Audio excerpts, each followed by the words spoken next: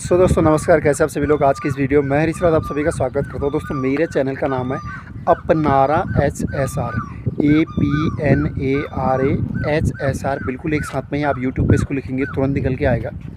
तो अपनारा HSR मेरे channel का नाम है और मैं चाहता हूं कि आप सभी लोग मेरे चैनल को सब्सक्राइब कर दें और लाइक कर दें। जो वीडियो मैं इस पर डालूँगा अगर आपको अच्छी लगेगी तो इसको बिल्कुल शेयर भी कर देना, क्योंकि मेरी आपको हर एक वीडियो में आपको कुछ ना कुछ नया मिलेगा। और हेल्थ पे मैं बहुत ज़्यादा काम करता हूँ।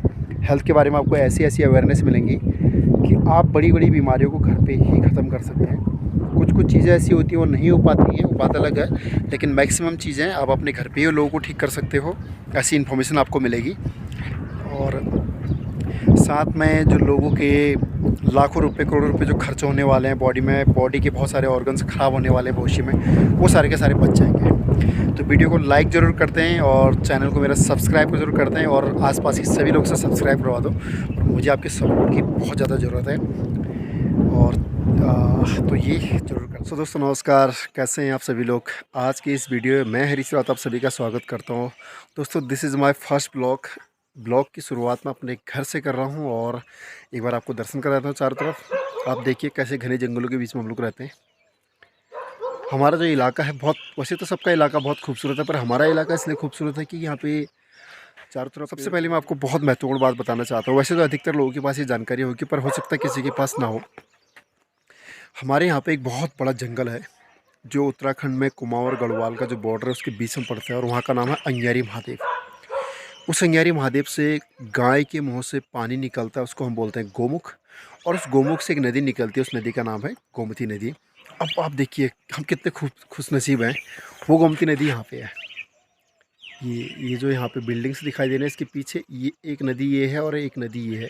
जो उस तरफ वाली जो नदी है वो गोमती नदी है। और ये हम लोग इतने लकी हैं, मतलब इतने खुश नसीब हैं कि हमारे यहाँ से निकलने वाले गोमती नदी बागेश्वर में जाके सरयू नदी से मिल जाती है और आगे जाके अयोध्या में वही सरयू नदी पहुँचती है। यानी जो नदी हमारे यहाँ से निकल के जाती है वो अयोध्या तक जाती है और आगे वो जाके फिर गंगा में मिल जाती है।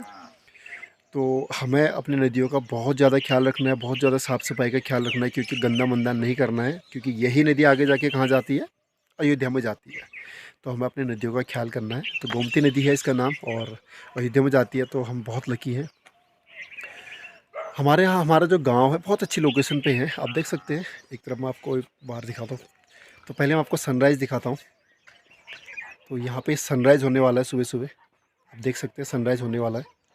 और गाँव का अगर इलाका आपको दिखाऊं तो यहाँ पे देखो पूरे के पूरे खेत हैं। हम लोग सब अपनी खेती करते हैं, बहुत ज़्यादा राशन की दुकान या किसी पे ज़्यादा डिपेंड नहीं है, सब अपनी खेती पे ही डिपेंड होते हैं। और इलाका बेहद खूबसूरत है, चारों तरफ से पहाड़ियाँ हैं। अब वो सामने वाली पहाड़ी में अगर मैं बात करूँ तो इस पहाड़ी में हम जाते हैं साल में 2 बार। और यहाँ मंदिर है एक। और अगर इस पहाड़ी की बात करूँ, ये पहाड़ी आपको दिख रही है पीछे, इस पहाड़ी के पीछे भी एक बहुत बड़ा माता रानी का मंदिर है, तो वहाँ भी हम लोग जाते हैं, पैदल पैदल ही जाते हैं। इस पहाड़ी पे हम लोग पैदल जाते हैं। ये वाला जो टॉप है, इस टॉप पे हम लोग पैदल जाते हैं। यहाँ पे सड़क की बात करें तो ये अपना सड़क रहा है यहाँ पे। तो यहाँ पे गाड़ियाँ नहीं चलती हैं, सड़क है, क्योंकि गाड़ियों का फ्लो ही इतना नहीं है, बहुत कम गाड़ी चलती है यहाँ पे, आवाज़ ही नहीं आती है। और इंटर कॉलेज की अगर बात करो तो सामने ये वाला दिख रहा है आपका, ये हमारा इंटर कॉलेज है, जिसकी फ़ीस मतलब 200-300 रुपये होगी तो होगी, वरना सारी एजुकेशन फ्री यहाँ पे होती है।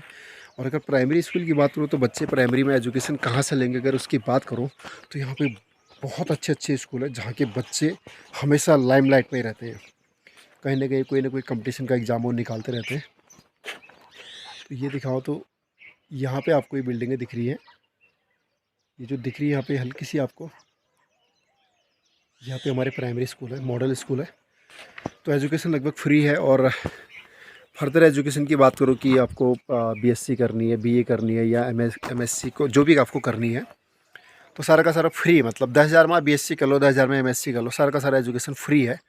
सारे प्रोफेसर्स वगैरह है और एजुकेशन सिस्टम है, पूरी बड़ी बड़ी बिल्डिंग्स हैं, जितना मर्जी उतना पढ़ लो, एजुकेशन जितना ले लो उतना अच्छा है यहाँ पे। और 5 किलोमीटर अगर हम यहाँ से आगे जाएँ तो यहाँ पर हमें मिल जाती है, हाईवे मिल जाती है।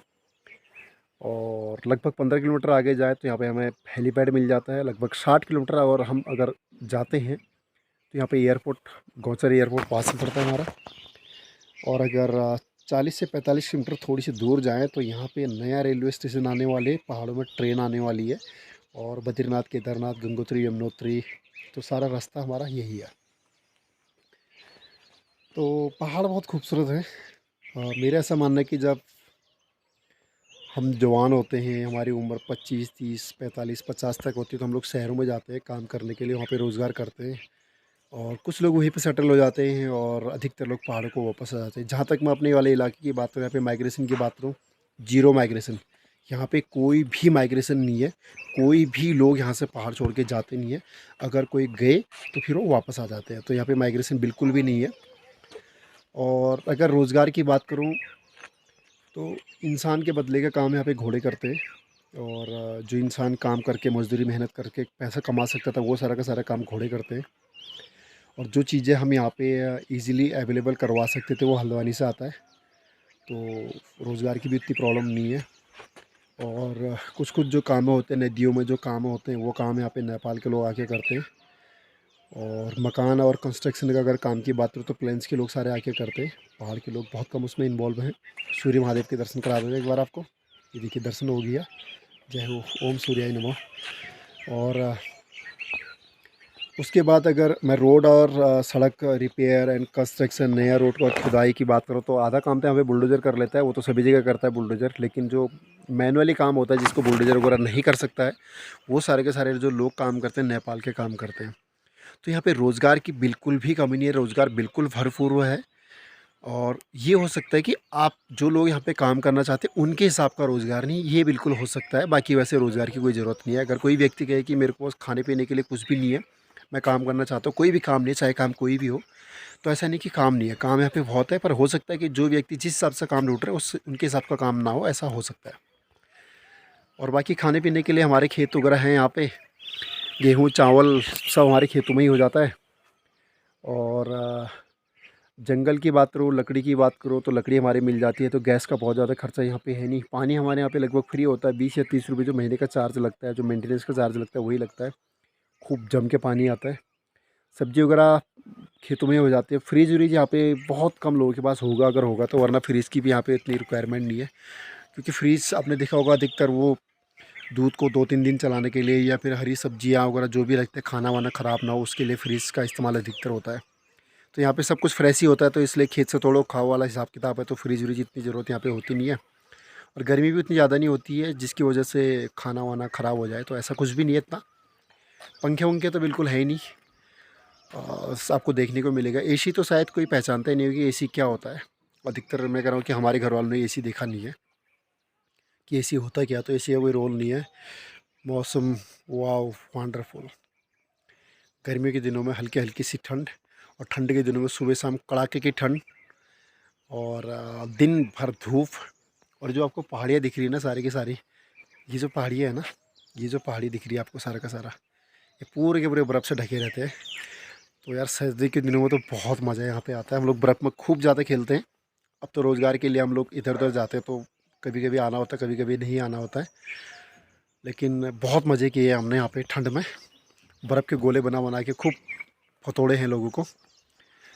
और बहुत खूबसूरत है। और गांव के लोग होते हैं, आपस में लड़ाई झगड़ा खूब कर लेते हैं, और हफ्ते भर तक नाराज़गी होती है। उसके बाद आपस में सब बोल चोल शुरू हो जाता है।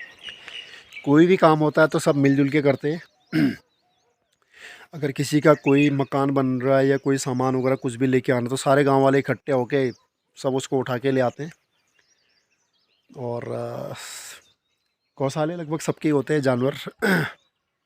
गौशाले लगभग सभी के होते हैं, जानवर भी सभी लोगों ने पाल के रखी है। और हमारे यहाँ पे कुत्ता बहुत सारे लोग पालते हैं। अब मैं आपको बताऊँ कि बहुत खूबसूरती, दिन में जो कुत्ते घूमते रहते हैं तो सब लोग आते जाते रहते हैं, तो कोई दिक्कत नहीं है। शाम को अगर कुत्ता जैसा कोई जानवर दिखे ना, तो भाई साहब आपको कुत्ता समझना ही नहीं, इसको शेर समझना है। क्योंकि जैसे दिन में यहाँ पे कुत्ते घूमते हैं, रात में वैसे यहाँ पे शेर, पैंथर, लायन, क्या क्या जो जो शब्द होते हैं ना, वो सारे के सारे आते हैं। हम तो इनको बाघ बोलते हैं सिंपल सी भाषा में। तो यहाँ पे बाघ वगैरह खूब आता है, जम के आता है। डेली डेली दर्शन कर लेता है, तो यहाँ पे आते रहते हैं। और बाकी सब कुछ सही है, गाड़ियों की सुविधा है। रोड आज के समय में हर जगह ही है, पहले रोड नहीं हुआ करती थी, पर पिछले 10-15 सालों में ऐसा देखा जा रहा है कि लगभग सभी जगह यहाँ पे रोड है। अब थोड़ा सा रोड से 1-2 किलोमीटर ऊपर नीचे तो मकान होंगे ही लोगों के, क्योंकि कई बार हम भी जो वीडियो देखते हैं कि वो किसी प्रेग्नेंट लेडी को डोली में लेके आ रहे हैं, या फिर कोई बुज़ुर्ग जो बीमार हैं उनको भी डोली में लेके आ रहे हैं, क्योंकि पहाड़ है, इतना ज़्यादा पॉसिबल नहीं है कि यहाँ पे हर घर तक रोड चली जाए। लेकिन फिर भी मैं आपको दिखाऊँ, अगर रोड आपको अगर दिखी तो एक रोड तो मैंने आपको ये दिखा दी थी, और एक रोड वो सामने ये रोड है, ये रोड है। तो अगर किसी का मकान ही ऊपर होगा तो यहाँ से नीचे आने के लिए तो आपको ऐसी सुविधाएं लेनी पड़ेंगी। और एक रोड वो बन के आ रही है, देखो यहाँ पर भी एक रोड है, इसमें दिखाई नहीं दे रहा होगा। तो सब जगह रोड है। अगर ये गांव है ऊपर, ये देखो यहाँ से ऊपर एक गांव जा रहा है, ये वाले जो गांव जा रहा है ऊपर को एक जंगल है, इसके जंगल के ऊपर एक गाँव है, यहाँ भी रोड है। तो मैं ऐसा कहूँगा कि रोड तो नहीं है, हमारे वाले इलाके में तो स्पेशली रोड है ही है। हो सकता है किसी और इलाके में ना हो, पर इस इलाके में बहुत सारे रोडें हैं। हाँ, पर रोड से जो मकान है वो 1-2 किलोमीटर ऊपर नीचे हो सकते हैं, तो वहाँ तक आने के लिए आपको ये सारी फैसिलिटीज़ करनी पड़ेगी। क्योंकि कभी-कभी जब हमारे गाँव में भी ऐसा होता है, तो कि हम भी ऐसी सेवाओं का इस्तेमाल करते हैं 1 से 2 किलोमीटर जाने के लिए। बाकी सब बढ़िया, सुख सुविधाएँ सब कुछ है यहाँ पे। और जीवन का अगर आनंद लेना तो मेरे ख़्याल से पहाड़ों में ही बसना चाहिए। और शहरों में पॉल्यूशन ज़्यादा हो जाता है, तो उसकी वजह से कई बार अस्थमैटिक वाले जो लोग होते हैं, जो पेशेंट जो लोग होते हैं, बुज़ुर्ग लोग हमारे जो हैं, उनको रहने में काफ़ी दिक्कतें होती हैं। तो जो लोग ज़्यादा पैसे वाले हैं या जो लोग समाज सेवा करना चाहते हैं, तो वो लोग यहाँ पे अपना आश्रम भी खोल सकते हैं। कोई वृद्धाश्रम खोल सकता है, कोई चाइल्ड आश्रम खोल सकता है, ऑर्फन होम खोल सकता है। तो यहाँ पे बहुत सारे लैंड वगैरह पड़ी हुई है, लोग यहाँ पे अपनी ज़मीन तो वैसे फ्री में दे देते हैं, अगर किसी को इस तरह की चैरिटी करनी होती है तो। सो दोस्तों, अब मैं यहाँ से निकलूँगा शहरों की तरफ, और आपको अपने ब्लॉग में नई नई चीज़ें आपको देखने को मिलेंगी और नई नई जानकारियाँ मिलेंगी। मैं हेल्थ केयर पे काम करता हूँ पिछले 15 सालों से, तो हेल्थ केयर में सक्सेसफुली ठीक ठाक है, बिल्कुल एकदम रेशियो ठीक ठाक है, और चीज़ें बहुत ओरिजिनल में लेके आता हूँ। ऐसा नहीं कि लोगों को ऐसी चीज़ें दी जाए, तो ऐसी वैसी चीज़ें मैं देता नहीं, जो भी देता हूँ सारे प्रीमियम क्वालिटी की चीज़ें देता हूँ। और आज मैंने अपनी इस ब्लॉग की शुरुआत करी है। मुझे आप सब लोगों का साथ चाहिए। मैं चाहता हूँ कि मेरे चैनल को सारे के सारे लोग सब्सक्राइब कर दें और लाइक कर दें। और जो मेरी वीडियो आपको अच्छी लगी, हाईली इन्फॉर्मेटिव लगती है, लगता है कि लोगों को इसकी बहुत ज़्यादा ज़रूरत है, तो उस वीडियो को आप लोगों तक पहुँचा दें। और हेल्थ से रिलेटेड आपको स्पेशली मिलेगी। और आपके पास कोई भी टॉपिक है, या आप किसी बात से परेशान हैं, या डिप्रेशन में हैं, या कोई चीज़ आपको अंदर ही अंदर खाई जा रही है, बहुत आपको टेंशन दे रही है, क्या करो उसका सॉल्यूशन नहीं मिल पा रहा, तो आप मेरे से शेयर कर सकते हो बातें। मेरा जो नंबर है वो 9910767444 हो। कोई भी अगर आप बात मुझसे शेयर करोगे तो सारी की सारी प्राइवेट इन्फॉर्मेशन है, वो बिल्कुल भी लीक नहीं होती है, क्योंकि मेरे से बहुत सारे लोग अपने इन्फॉर्मेशन को शेयर करते हैं। मैं कभी किसी आगे बिल्कुल शेयर नहीं करता हूँ। और तो आप ऐसी चीज़ों को मेरे साथ शेयर कर सकते हैं। आपको सॉल्यूशन नहीं मिल रहा है, डिप्रेशन में है, या कोई आपको परेशान कर रहे हैं, कोई ब्लैकमेल कर रहा है, तो ऐसी-ऐसी चीज़ें आपको थोड़ी सी हिम्मत की ज़रूरत है, थोड़ी सी साथ की ज़रूरत है, कोई साथ नहीं दे पा रहा है, पर तो ऐसी जो बातें होती हैं, या हेल्थ से रिलेटेड है, कोई ऐसे प्राइवेट प्रॉब्लम हो गई है, आपको समझ में नहीं आ रहा है, तो आप मेरे को कॉल करके बता सकते हैं। आपकी जो भी पूरी इन्फॉर्मेशन है वो सारी की सारी प्राइवेट रखी जाएगी, बिल्कुल भी किसी के साथ शेयर नहीं की जाएगी। और हेल्थ केयर में अगर आप 10-15 साल, 20-30 साल से कोई परेशान है, तो आप संपर्क कर सकते हैं। मेरा ऐसा मानना है कि अंतिम प्रयास हमेशा करना चाहिए, और जब तक शरीर है, प्रयास बिल्कुल करना चाहिए, और हो सकता है कि आपको बहुत सॉल्यूशन उसमें मिल जाए। तो दोस्तों, ब्लॉग यहीं पे एंड करता हूँ। This is my first blog. Please watch this video and forward this and share this video, subscribe my channel and like this, and thank you so much. All the best, have a great day.